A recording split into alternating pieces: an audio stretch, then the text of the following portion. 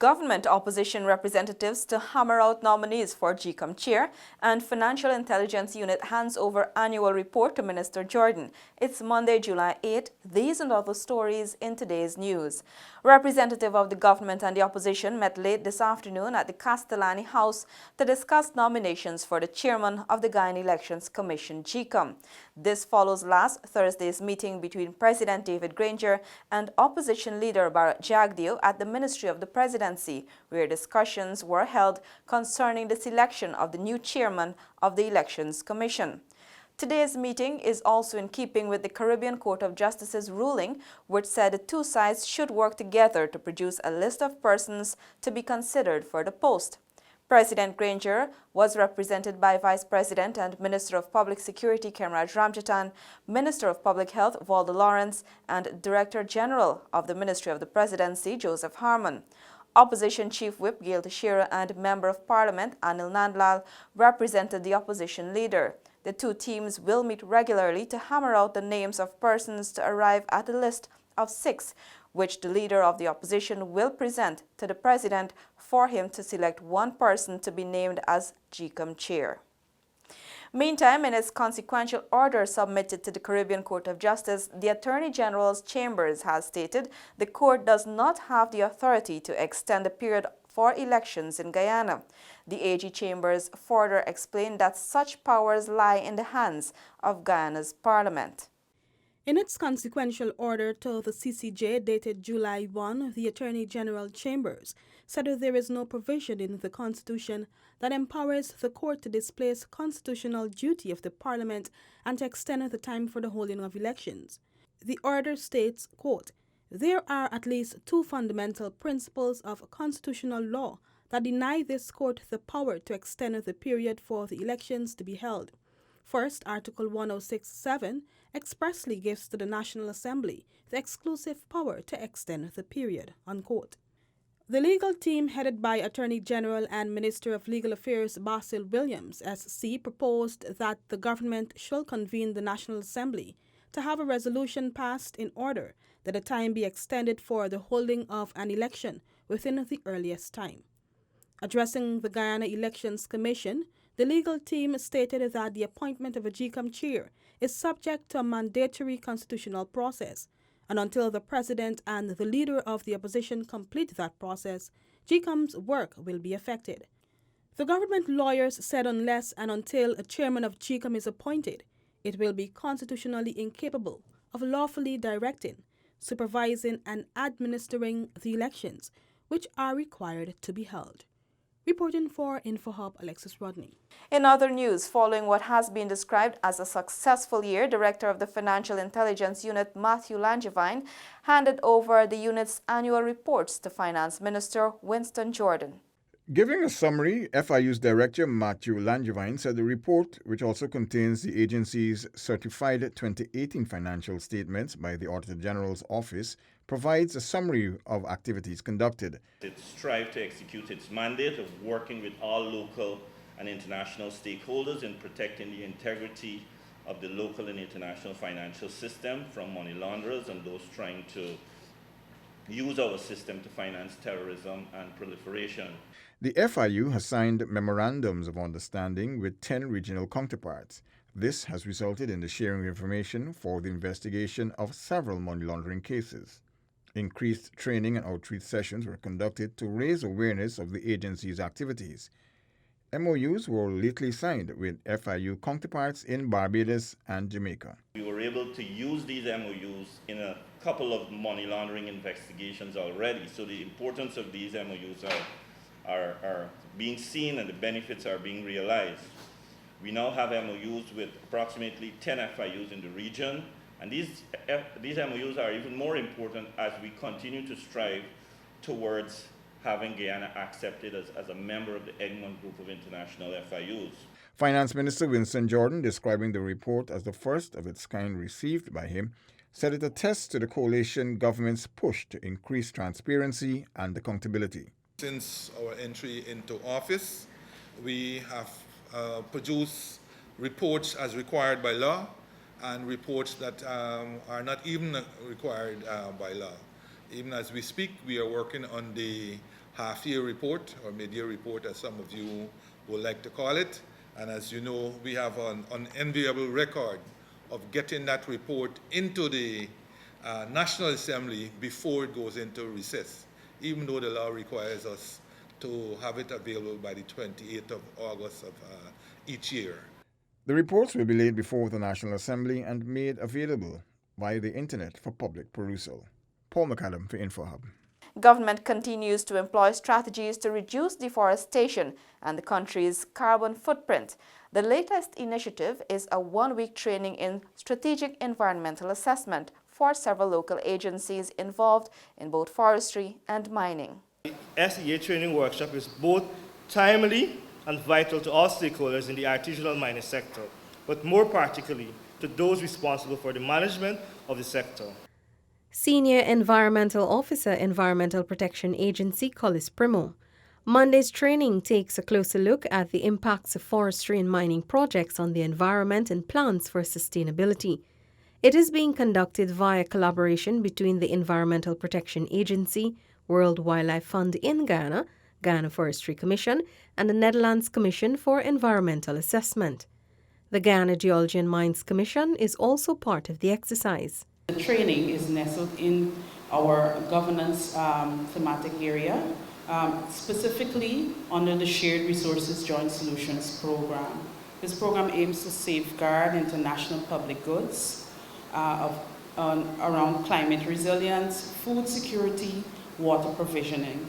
The training is in keeping with government's Green State Development Strategy, GSDS, which promotes three key messages: management of natural resource wealth, support for economic resilience, and build human capital and institutional capacity.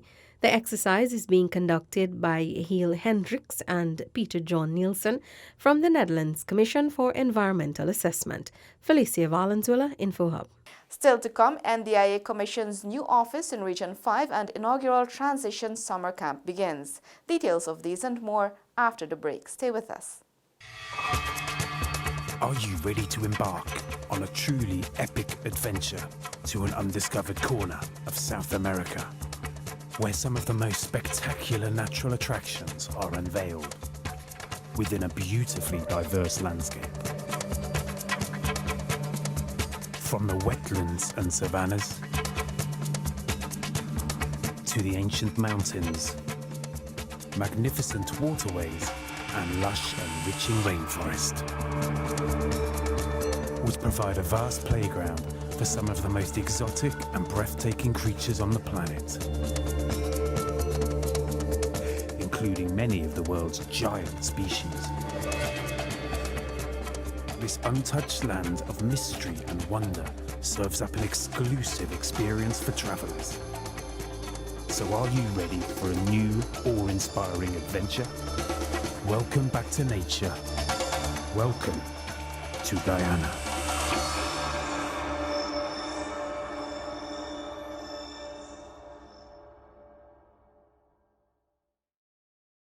Welcome back. With Region 5 being one of the highest producing regions of rice, proper drainage and irrigation are essential. As such, the National Drainage and Irrigation Authority has established a regional office in Anvawak, west coast of Berbice.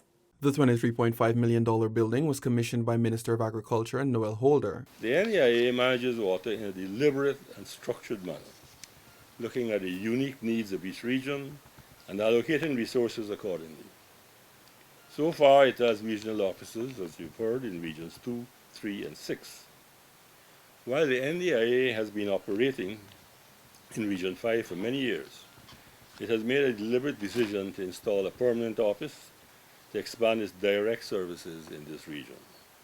This will ensure the needs of Guyana's largest rice-producing region for adequate and efficient drainage and irrigation are advanced.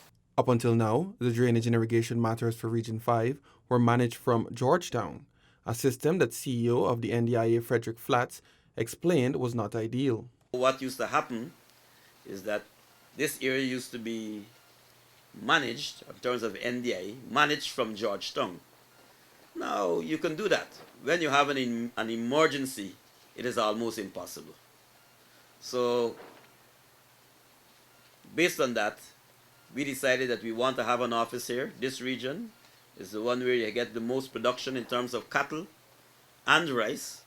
And so, for us at the NDIA, we place a lot of emphasis and importance on Region 5. The building was constructed by Arkisoon Contracting Services and is fully equipped with all the necessary equipment and software needed to operationalize and execute the NDIA Region 5 work plan for the benefit of the farmers and residents in the region.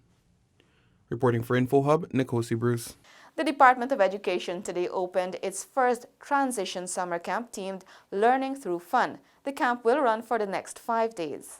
Children who fell behind the 50% benchmark at the NGSA continue to be given the opportunity to improve their performance remarkably. 110 students from transition classes are for the first time participating in a summer camp geared at increasing their educational capacity before being transferred into mainstream classrooms at the grade 7 level.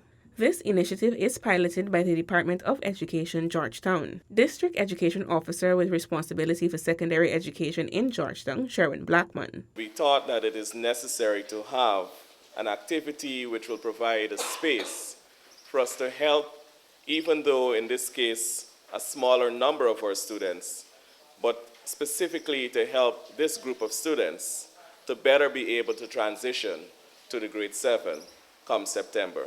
Transition teacher Aklima Pierce explained that the 5-day camp themed Learning Through Fun will help to create holistic students.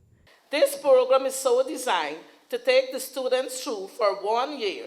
The subjects taught are mathematics, grammar, comprehension, composition, spelling, reading, vocabulary, phonics, science, social studies, art and craft, physical education, and poetry.